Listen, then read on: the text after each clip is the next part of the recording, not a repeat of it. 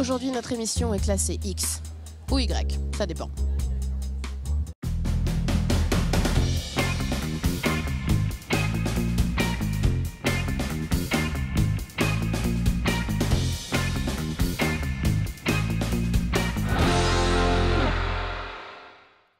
Bonjour à tous, soyez les bienvenus dans Sur Place, l'émission qui se déplace au gré de l'actualité. Et aujourd'hui, c'est du sérieux. On est à Nantes, à la Cité des Congrès pour les Assises de la génétique humaine et médicale.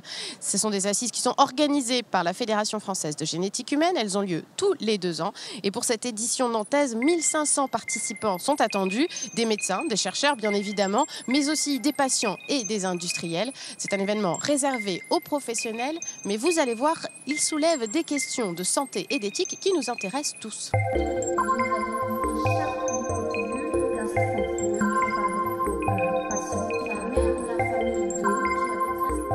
Nous sommes à présent dans les coursives de la Cité des Congrès, juste à côté de l'auditorium où vient de s'achever la conférence inaugurale de ces assises de la génétique. Et je suis avec Stéphane Béziot et Cédric Le Cagnac. Bonjour messieurs, merci d'être avec nous. Stéphane Béziot, vous êtes chef de service génétique médicale au CHU de Nantes et Cédric Le Cagnac, vous êtes responsable du laboratoire de génétique chromosomique également au CHU de Nantes.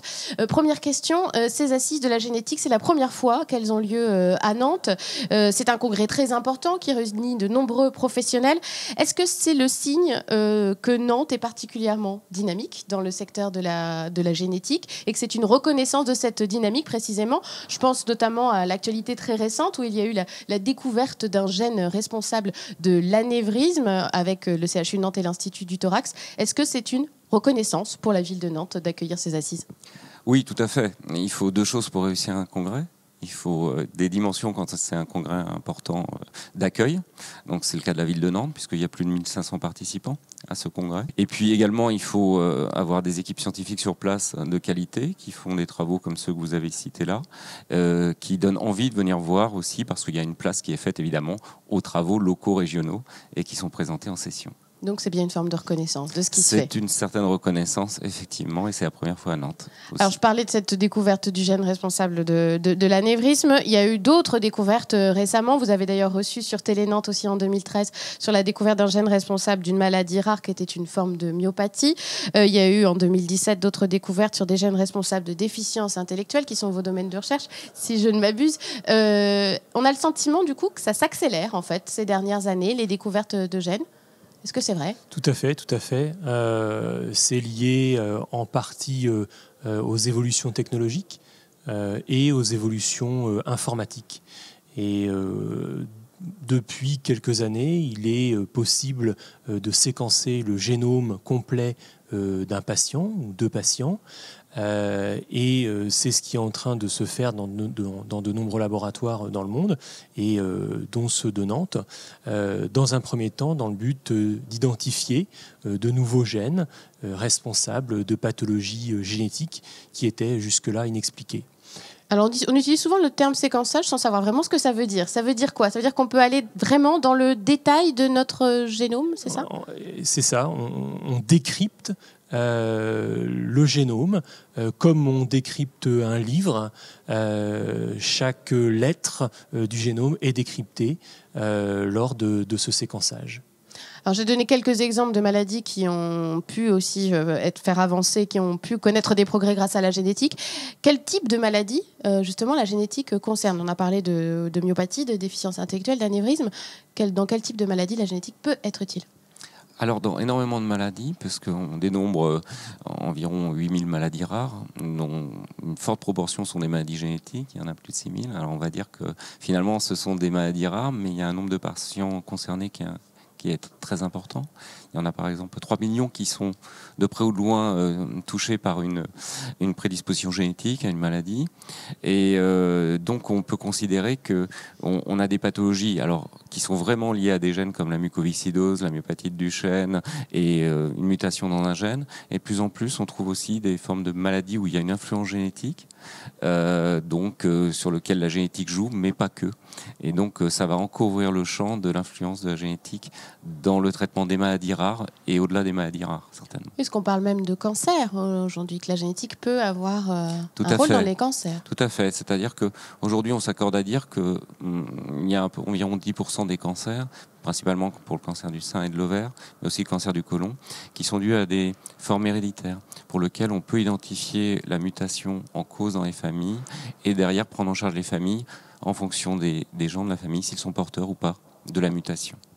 Alors, ce qu'il faut bien comprendre avec ce séquençage du génome, c'est qu'auparavant, c'était une manipulation qui était plus rare, qui était aussi peut-être très coûteuse. Ce qui change ces derniers temps, c'est que c'est de plus en plus facile de le faire et on vise même un séquençage de routine, c'est ça ? Oui, c'est-à-dire que effectivement, financièrement, c'était quelque chose qui n'était pas du tout abordable il y a encore juste quelques années. Maintenant, c'est quelque chose qui techniquement est réalisable et qui financièrement commence à pouvoir être envisagé. Donc, il est probable que dans les prochaines années, c'est une analyse qui rentrera dans le parcours diagnostique ou le parcours de soins des patients. On n'y est pas encore, mais probablement qu'on se dirige vers ça. Oui, j'allais justement vous poser la question. C'est vrai que quand on fait ces découvertes de gènes responsables d'une maladie, on est dans l'ordre du diagnostic. Mais est-ce que ça peut aussi avoir des conséquences du point de vue de la thérapie aussi? Est-ce que ce que vous faites en termes de découverte génétique, ça peut aider à soigner les maladies? Alors, la première étape concernant les maladies génétiques rares ou orphelines, c'est l'identification du gène. Donc, ça permet la confirmation d'un diagnostic chez un patient, de pouvoir donner des informations sur les risques pour le couple d'avoir un autre enfant atteint ou pas. Ça permet d'améliorer la prise en charge médicale du patient.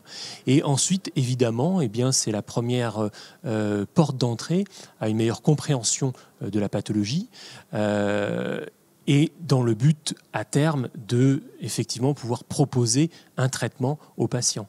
Alors le chemin est quand même très très long et il ne faut pas susciter de faux espoirs. Parce qu'ils sont nombreux les espoirs, on l'imagine, du côté des patients. Il y a quand même un temps qui est très très long entre le moment où on connaît la cause d'une maladie et le moment où on va pouvoir proposer un traitement. Mais c'est vrai qu'aujourd'hui, il y a plusieurs centaines de molécules qui sont à l'essai, alors à des stades très préliminaires. Très peu d'entre elles conduiront à effectivement proposer un traitement au final, mais il y a quelques années, il n'y avait quasiment pas de molécules qui étaient en voie de développement et en lien avec ces nouvelles données de génétique. On entend même parler de ciseaux génétiques. Alors, je crois que ça s'appelle CRISPR-Cas9, voilà, oui, où on pourrait intervenir directement aussi sur le gène pour le traitement.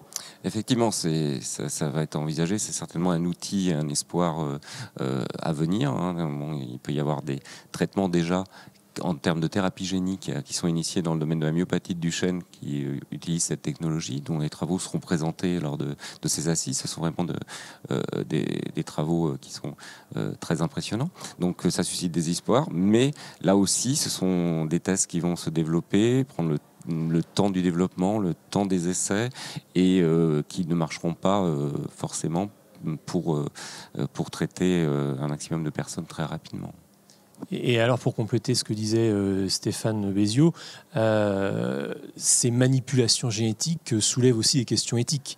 Donc, les assises de génétique, c'est aussi l'occasion de débattre, de discuter entre nous, de faire passer l'information aussi au grand public, parce que ça concerne d'abord la société. Nous, on est des spécialistes et c'est important de diffuser cette information parce que de nombreuses questions éthiques sont soulevées par ces nouvelles technologies. D'autant plus que les états généraux de la bioéthique ont démarré il y a une semaine, donc on est pile dans le sujet. Il y est question de procréation médicalement assistée, de gestation pour autrui, mais aussi de génétique. Ça fait partie des questions qui vont être abordées. D'ailleurs, ça va être le cas aussi ici demain par Jean-Claude Amezen, médecin biologiste, qui va parler de ces rapports entre éthique et génétique. Concrètement, quelles questions éthiques ça soulève, ces nouveaux progrès génétiques ? Ces nouvelles découvertes. Il y en a plusieurs. On parlait tout à l'heure du point de vue technologique de la capacité de séquencer un génome entier. Une des questions posées, par exemple, si on séquence le génome entièrement, on peut répondre à la question posée. Pourquoi le patient qui a telle maladie, quelle est la cause?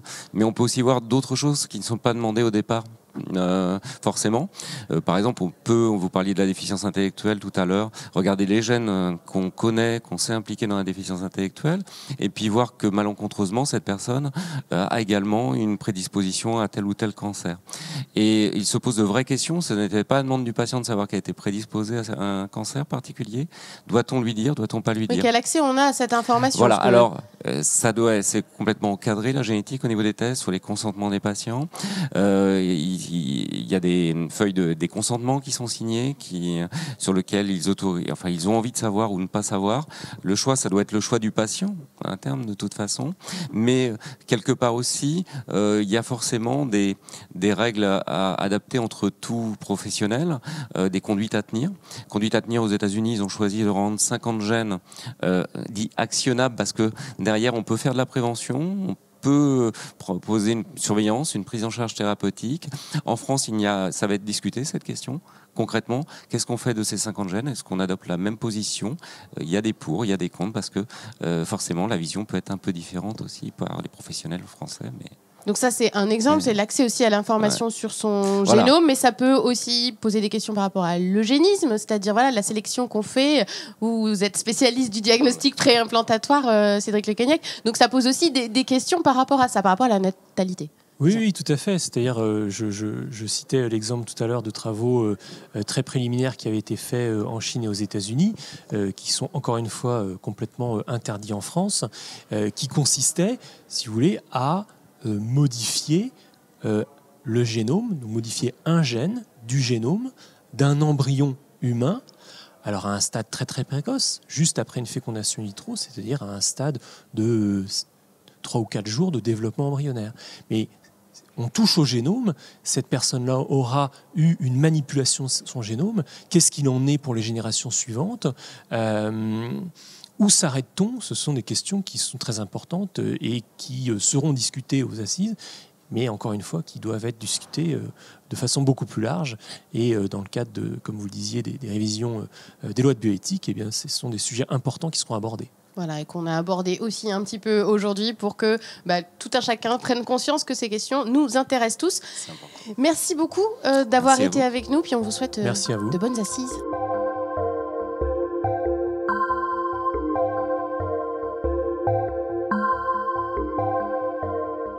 C'est la fin de notre émission aux Assises de la génétique humaine et médicale. Les assises vont durer ici jusqu'à vendredi. Quant aux états généraux sur la bioéthique dont on vous parlait avec nos invités, ils vont durer jusqu'au mois de juillet et les citoyens sont appelés à participer. Je vous renvoie donc au site internet si ces questions vous intéressent. Excellente soirée sur Télé Nantes. À très bientôt.